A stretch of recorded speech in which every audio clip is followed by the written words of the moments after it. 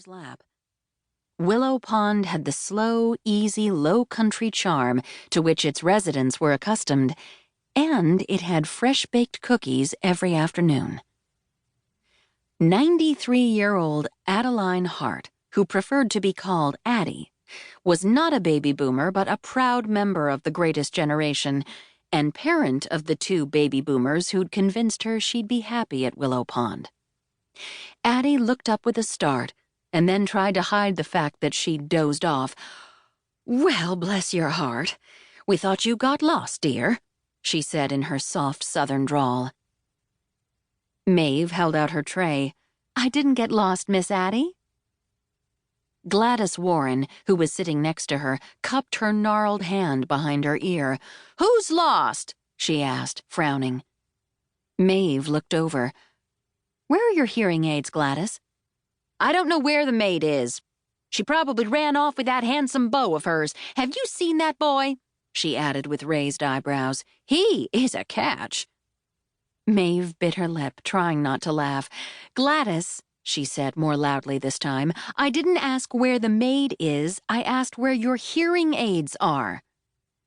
Gladys touched her ears and then scrunched her face into a scowl. "I don't know where the damn things are.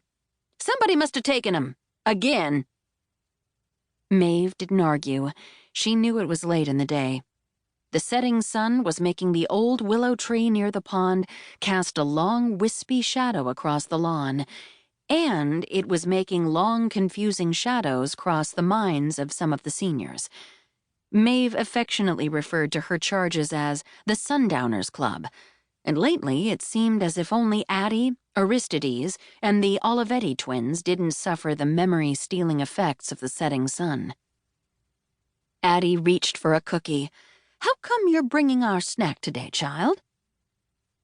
Maeve smiled, appreciating Addie's moniker for her.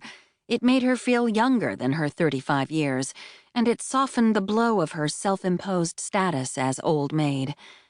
"Pam had to leave early. Her kids are in a play." "Oh, I loved being in school plays," Addie mused, her mind taking a turn down memory lane. "Did I ever tell you that's how I met my Theodore?" "I don't think so," Maeve lied. She loved when the residents regaled her with their favorite old stories, even if she'd heard them before.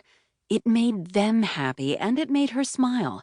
And besides, she'd recently read an article touting the mental health benefits of sharing one's past.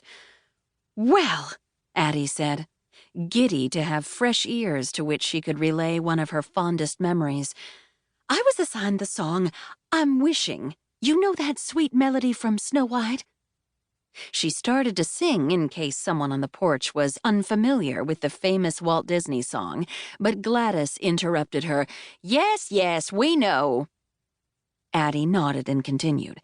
"Well, my Theo, who was 2 grades above me, was assigned the prince's part. One song. You know that one?" Again, she started to sing, but, worried that she wasn't doing the melody justice, stopped. "Oh, what a lovely tenor voice he had, and such a gentle timbre. It was no wonder I fell in love—" "I can drink a full glass," Gladys interrupted, eyeing the half-filled glasses on the tray.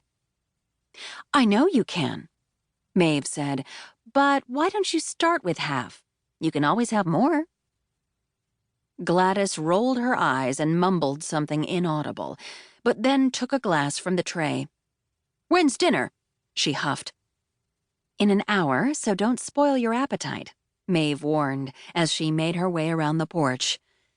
"Thank you, miss," Aristides Lincoln said, nodding politely, his dark eyes sparkling. Maeve spied Tallulah curled up in his lap. "I see you're the chosen one today, Aristides." "I am," he said, grinning as he stroked the cat's soft fur with one hand and took a cookie with the other. "Did you make these?" Maeve shook her head. "No, I'm afraid I can't take credit. Sal made them." He took a bite. "Well, tell him thank you." "You can tell him at dinner tonight." "What is for dinner?" Gladys asked, holding her glass out for a refill. Maeve started to pour more lemonade, but when the liquid reached the